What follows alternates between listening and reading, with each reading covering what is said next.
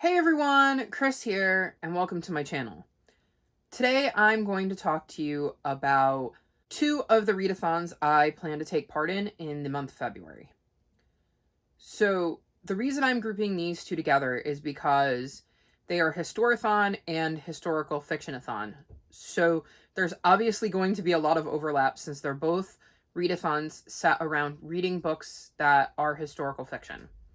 Both of these readathons run for the entire month of February. So first up, I want to touch on Historical Fictionathon. This is hosted by Bree, Amara, and Christy, and I will leave their links in the description below. For this readathon, they have created a bingo board, and I decided that the best way to handle this readathon was to get to the end of the month and see how many of the prompts I had managed to cover with the books that I read. I figured it would be more fun to just see what I managed to come up with at the end of the month, especially considering they have prompts like read a book with a happy ending or read a book with a sad ending. And I don't really want to go into my historical fiction knowing whether the book has a happy or sad ending. I'd rather just read the historical fiction and go, I just read one that has the appropriate ending and I can cross this off. The one exception to this was that one of their prompts was to read a book picked by a friend. So what I did for this was I took all of the historical fiction books that I had on my physical TBR and used a random number generator to send 4 to one of my friends, and I let her pick which of those 4 that I was going to read, and she chose The Story Collector by Kristen O'Donnell Tubb. She picked this because she said it was a middle grade novel and it was set in a library, and she knows how much I love books, so she thought, given that I would likely be reading a lot of maybe more hard-hitting historical fiction, that this middle grade would be the perfect break to that and the perfect kind of book for somebody like me. So I don't know much more about it other than that, as like I said, it was completely random. And so this is the one book I am definitely going to be reading for Historical Fictionathon. So for Historathon, I did pick out a book for each of the prompts. This is being hosted by Angie from Science Mama and Amanda from The Curly Reader, and I will link their announcement videos and channels in the description below. The first prompt I'm going to talk about is the group read. For this, we will be reading The Yellow Bird Sings by Jennifer Rosner. I had never heard of this book prior to Angie and Amanda talking about it. So according to Goodreads, it says, in Poland, as World War II rages, a mother hides with her young daughter, a musical prodigy whose slightest sound may cost them their lives. To soothe her daughter and pass the time, Rosa tells her a story about a girl in an enchanted garden. The girl is forbidden from making a sound, so the yellow bird sings. He sings whatever the girl composes in her head, high-pitched trills of piccolo, low-throated growls of contrabassoon. Music helps the flowers bloom.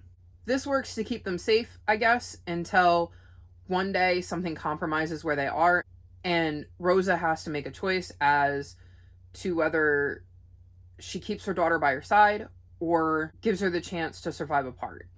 Like I said, I'm really going into this book having never heard anything about it before, but it sounded interesting, so I thought I'd give it a try. The next prompt is to read a book set in a location you have visited.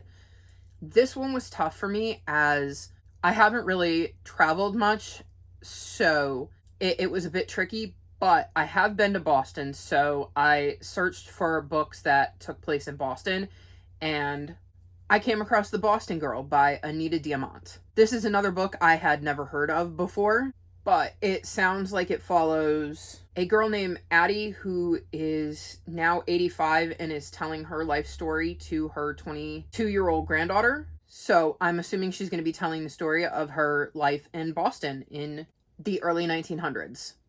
Other than that, I don't know much about it, but we'll give it a go and hopefully it'll be a decent read. Next up is read a multi-generational book, and for this I will be reading Homegoing by Gyasi. I hope I didn't butcher that name too badly. This book was recommended by, I believe, both Angie and Amanda as a multi-generational book, as I was really struggling to find a book to fit this prompt. So this is another book I'm going in kind of blind to, but Goodreads says that it follows two half-sisters who are born into different villages in the 18th century. One is married off to an Englishman, while the other one is sold into the slave trade and shipped off to America, and it kind of follows their lives and their families from there, I guess. When they were talking about it, they both made it sound really interesting, and so I thought I'd give it a try and see if I like it. Next up is to read a book that's set around a war that is not World War II, and for this, I'm going to be reading Sophia's War, A Tale of the Revolution by Avi. It says it is 1776, the Revolutionary War in America rages, and New York City is newly occupied by the powerful British Army. Young Sophia Calderwood's beloved soldier brother William is being held on a gruesome British prison ship. Horrified by the atrocities she sees there, Sophia resolves to avenge his brutal treatment and help advance the patriot cause. She soon gets her chance. Recruited by a mysterious gentleman, Sophia becomes a spy in the home of the supreme commander of the British forces. There, she discovers that an American general plans to switch sides in a plot that will irreparably damage the Americans if it succeeds. But the identity of the would-be traitor is so shocking that no one believes Sophia. So she decides to stop the treachery herself, but she's alone, she's a girl, and she's running out of time. And if she fails, she'll be hung. So this obviously is centered around the Revolutionary War, which is not World War II, and this is a book I recently purchased, and I am quite looking forward to reading it, so I was really happy when I saw that it would fulfill one of the prompts. The next prompt is to read a book by a diverse author, and for this I'm going to be reading Root Magic by Eden Royce. I believe this is a historical fiction fantasy. It's set in 1963, and we're following Jezebel Turner. Her grandmother has just passed away, and the local police won't stop harassing her family. With school integration arriving in South Carolina, Jez and her twin brother Jay are about to begin the school year with a bunch of new kids. But the biggest change comes when Jez and Jay turn 11 and their uncle Doc tells them he's going to train them in root work. So it seems to have African American folk magic, which is the part that makes it a fantasy, and I've heard a lot of people really looking forward to this book, and I too am looking forward to reading a historical fiction fantasy, especially considering I don't think I've read a lot of books that are set around when like segregation kind of ended and things were being integrated. So I think it's going to be really interesting to see how the author brings that into the story and how it affects things, especially with the fantastical element that this book has. So next up is to read a historical fiction subgenre, so like historical fiction fantasy or historical romance or a historical fiction that's also a mystery. And for this, I have chosen The Bear and the Nightingale by Catherine Arden. This is a historical fiction fantasy and set in Russia. It follows a girl whose mother dies and her stepmother ends up forbidding her family from honoring household spirits. After this, some bad things start happening, and Vasilisa, I think that's how you say the girl's name, realizes that it's probably due to the fact that they stopped honoring the spirits, so she has to make a choice as to whether she calls in the gift she has or continues to abide by her stepmother's rules. I believe I've tried to read this before. Like, I think I've taken it out of the library, and I don't know that I got very far into it, or if I even picked it up, but I've heard a lot of people talk about this book and really enjoy it, and so I thought now would be the perfect time to pick it up and give it a read. The next prompt is to read a book with no people on the cover, which for historical fiction can actually be rather difficult. For this, I'm going to read The Star and the Shamrock by Jean Granger. This is set around World War II, and a woman named Ariella realizes the only way she can protect her kids is to put them on a train and get them out of her country. They end up in the care of Elizabeth, a woman who lost her husband at the end of the Great War, and a few months later, her own child. She is in no way ready to open herself up to something like that again, as she couldn't bear the pain of losing somebody else she cares about, but unfortunately, she is all these kids have, and they somehow must find a way to survive this war together. When I first read what this book was about, I thought it sounded quite interesting, and when I was looking for covers that didn't have people on them, this one caught my eye, and I am really looking forward to seeing what happens in it. Next up is to read a book set in winter, and for this I'm going to be reading The Arctic Fury by Grim McAllister. This says, eccentric lady Jane Franklin makes an outlandish offer to adventurer Virginia Reeve. Take a dozen women, trek into the Arctic, and find her husband Lord Franklin and his lost expedition. 4 parties have failed to find him, and Lady Franklin wants a radical new approach. Put the women in charge. Lady Franklin will disavow all knowledge of the expedition if it fails, but if it succeeds, she promises great rewards.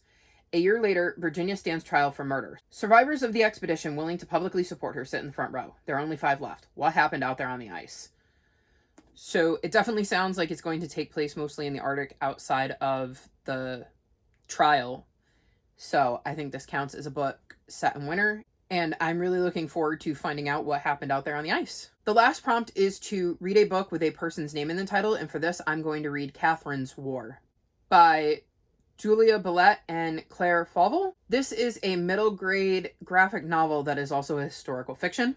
It follows a girl named Rachel who loves to take photographs. She just loves to take pictures and is not really too worried about the war until one day she has to kind of go into hiding and change her name. From there, I think she continues to take pictures during the war and ends up being able to tell the story of so many different people's lives, including her own.